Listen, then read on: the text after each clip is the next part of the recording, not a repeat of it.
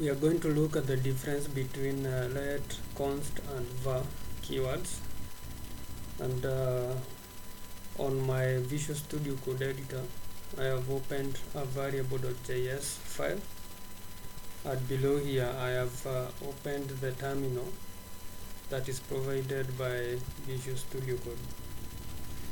So in this project I'll be writing my code on the variable.js file, and I'll run it through my terminal using Node. So I already have commented some comments, multi-line comments on my variable.js file, basically defining and explaining the difference between those three keywords. And var declaration are scoped globally and can be accessed from within or outside the scope, while let declarations are scoped within the block and can only be accessed inside the block. Well, moving on, const declarations are also blocked scoped and cannot be reassigned. So that's basically the difference between the three keywords. Then there is another term, hoisting, which is a mechanism in which JavaScript variables and variable declarations are moved to the top of their scope before the code is executed. So I will show the three use cases about var, let, and constant, and I will start with the var use case.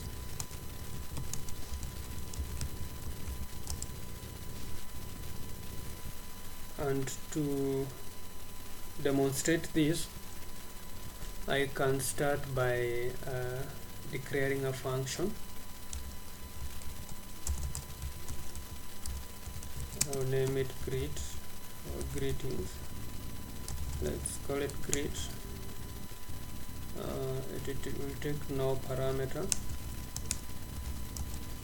and within the scope of this function I'll define a variable. Variable is scheme, which is a boolean, and I'll assign it to true. Then with this within this function I will declare an if statement. So if is scheme, then within this if statement we shall declare another variable. So var my name is equal to Kim, and then we shall console dot log my name. Sorry for the typos.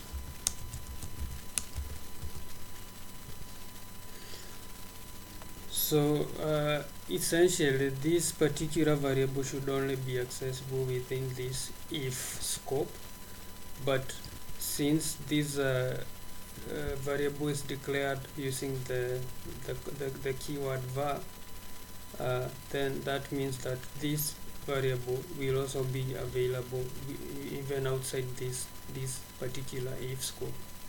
And to show this, we can console dot log again outside the if scope. So console dot log my name. So since we have declared this variable using the var, we expect to see two names, console.log Kim here and another console.log Kim here, since this variable can be accessed even outside this particular scope. So I'll save my file, and within my terminal I'll run this file, node variable.js,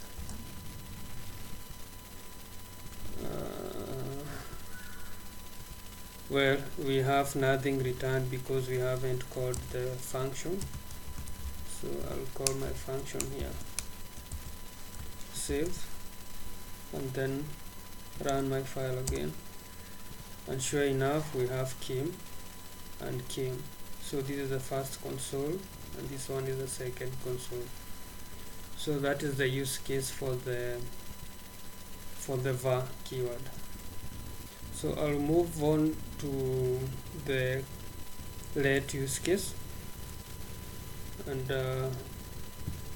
I'll use the same example. So I think first of all I will comment the first use case and then move on to the second one. So instead of var, I will use let. In the same case with this one, let. So since we have used the let keyword, I don't expect this particular variable to be available within this outer scope console.log, because let keyword is only available within the scope where it is declared. So if I run this example again, I'll save, and then I'll clear my console, and then I run my variable.js. So you can see we have an error. My name is not defined. I believe this one is coming at line 23. So this is coming from the second console.log. If we run this without the second console.log and save, then we won't have any error. So if I clear the console and run the file again, so node variable.js, you can see it has run. It has returned my name, which is Kim. So